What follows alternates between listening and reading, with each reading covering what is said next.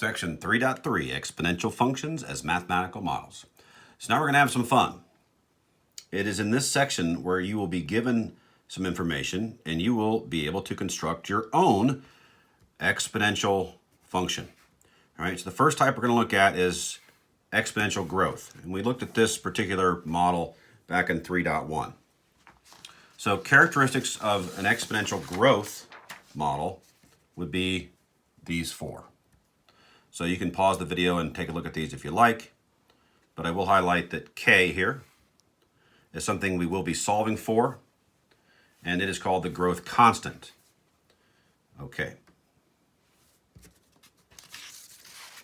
So let's go ahead and look at example number 1. It is lengthy, so if you'd like to pause the video and take notes on this, feel free. Even though, of course, these notes are posted in Isidore, so you could just look at them that way and print out the copy. It's up to you.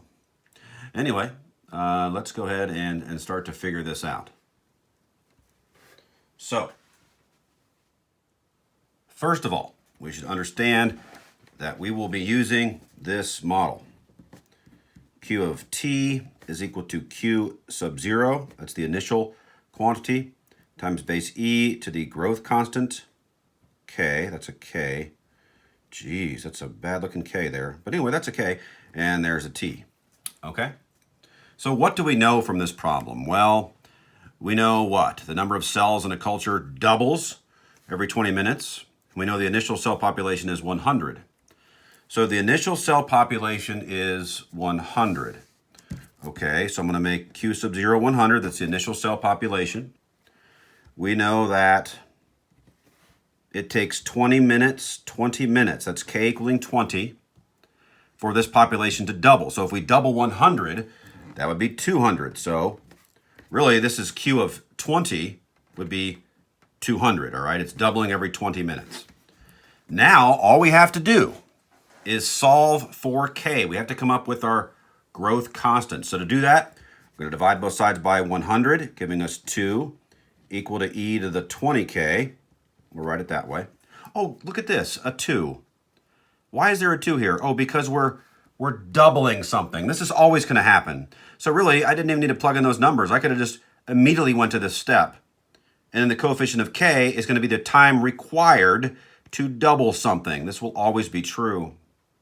At this point, I take the what? The natural logarithm of each side, something we've discussed several times. That'll allow us to get this exponent out of the exponent position. So we now have the natural logarithm of 2 is equal to 20k. Natural logarithm of 2 is equal to 20k.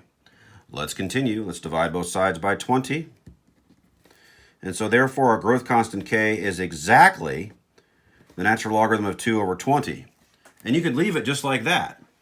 You could leave it just like that. You could approximate it as well if you put it in your calculator, ln2 divided by 20. But I'm actually going to leave it in exact value form here. So let's continue. What are we trying to do? Well, we're trying to determine what's going on here in letter A, right? If the initial cell population is 100, determine the function Q of t that expresses the exponential growth of the number of cells of this bacterium as a function of time t in minutes. So this is critical. We came up with K.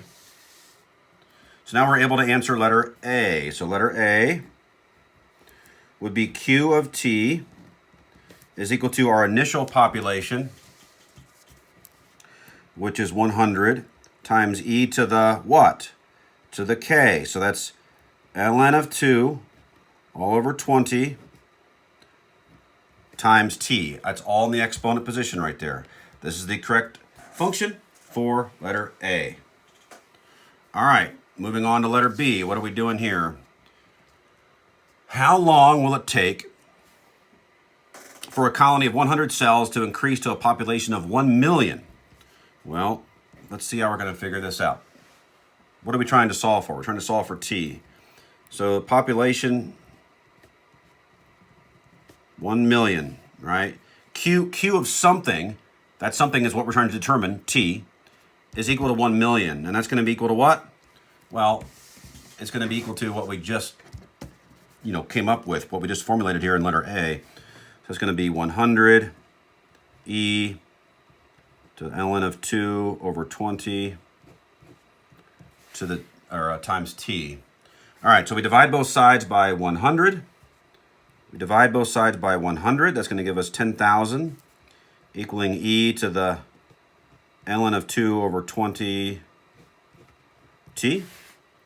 And then what do? How do we get rid of this e? How do we get this exponent out of the exponent position?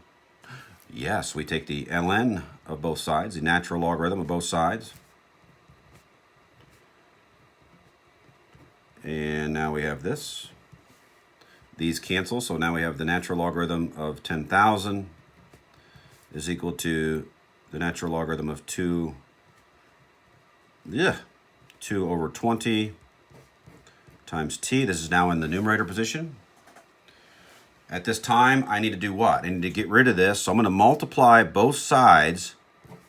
I'm going to multiply both sides of this equation by whatever this coefficient is. So that's going to be, or the reciprocal of whatever this coefficient is. So 20 over the ln of 2 would do it. 20 over the ln of 2 would do it. Because now these cancel, and we're left with this expression. So now, if I can find my calculator, we take out our handy dandy calculator. This is, by the way, the exact value of t. But taking out our calculator, we could do what? We could do 20 ln of what? 20 ln of 10,000. And we could divide that by what? We could divide that by the ln of 2. And we get 265.75. If we were to round this to the nearest minute, we would get what? 266 minutes. So we're going to say that t is, here, let's do this. T is approximately 266 minutes. So it'll take 266 minutes, okay, for a population of 100 bacterium to grow to 1 million. All right, that takes care of letter B. What are we doing now in letter C? Okay, letter C says, if the initial cell population were 1,000, how would this alter our model? Well, the only change is going to be right here. That's it. That's the only effect this will have. So letter C is going to look just like letter A, except for the initial population. That's it.